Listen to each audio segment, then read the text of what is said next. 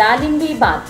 దాలింబీ bath తయారు చేయు విధానం: ఒక బాణలిలో నూనె వేడి చేసి ఆవాలు వేసి అవి చిటపటలాడగానే జీలకర్ర, కరివేపాకు వేసి వేగగానే ముందుగా నానబెట్టిన చిక్కుడు గింజలను మరియు కొంచెం పసుపు, కారం పొడి, గరం మసాలా, ధనియాల పొడి, ఇంగువ, గోడా మసాలా, అలాగే ఉప్పు మరియు ముందుగా నానబెట్టిన 1 కప్పు బియ్యం వేసి 1 కప్పు బియ్యంకి 2 కప్పుల నీళ్లు పోసుకొని ఒకసారి కలుపుకోవాలి.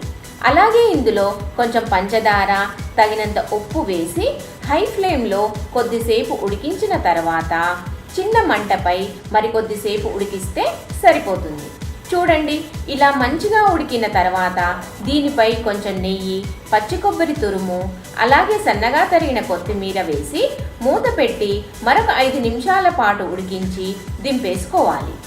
దీనిని ఏదైనా మసాలాతో కూడిన ఘాటైన కూరతో తింటే దీని రుచి చాలా అద్భుతంగా ఉంటుంది.